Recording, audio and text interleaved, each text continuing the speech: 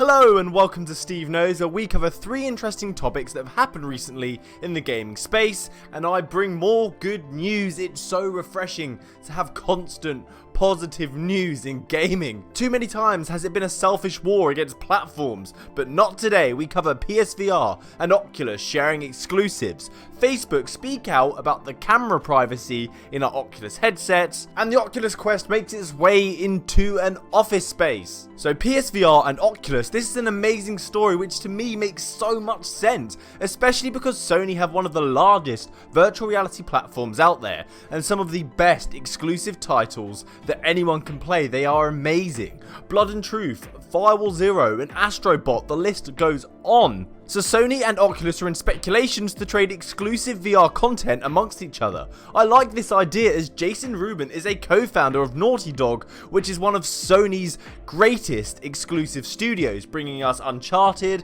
Crash Bandicoot, and The Last of Us.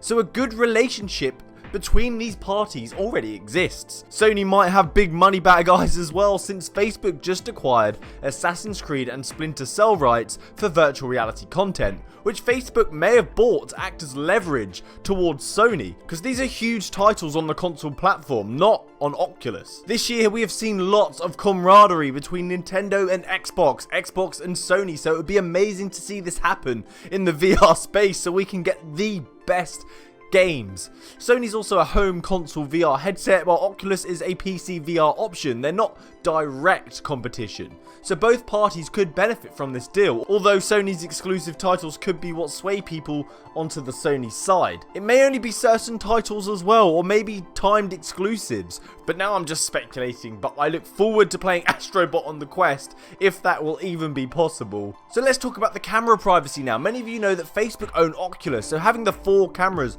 on our headset can make us uncomfortable, as they don't have the best track record, even though the Zuck has been named and shamed on several occasions and has tried to put us at ease about data protection. Those that don't know, Facebook are capturing data from our headsets, so you should know what it's being used for and what they're gathering. To the gamers, the cameras simply track the location in 3D space, tracking our controllers and us to provide us with an immersive experience. Road to VR looked through the Oculus privacy policy and terms of service and couldn't find anything about how this data was being used, so they reached out to Facebook, and Facebook responded. So buckle up, I'm going to read this one out, but paraphrase because it is slightly long. We primarily use the cameras to map the 3D space. This data is processed locally on your headsets. However, the data that is sent to Facebook is purely performance-based metrics and does not contain any identifiable information such as images. The memory of your play space is only stored on your headset. We will notify users if any additional information is required for VR experiences in the future.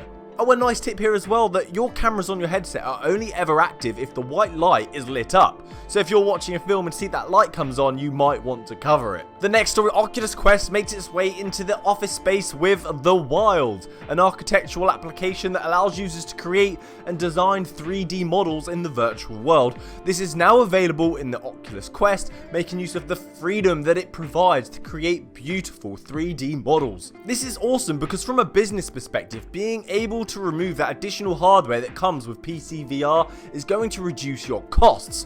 Although they did say they're still learning the best ways to optimize this for the Oculus Quest, because some projects are just far too large for the hardware. Another benefit is your customer, of which you're creating these designs for. They can experience it anywhere thanks to the Quest, because you know people love to meet up at coffee shops to have a chat. You can get a distant view of the landscape of one's property to then being inside arranging furniture. If the customer doesn't like something, they can just dive straight in and change it themselves. This is an amazing improvement to agile development.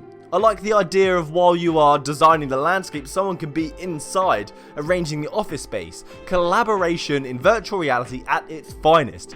I had to include this story as it's showing the endless possibilities of virtual reality and the benefits of the Quest.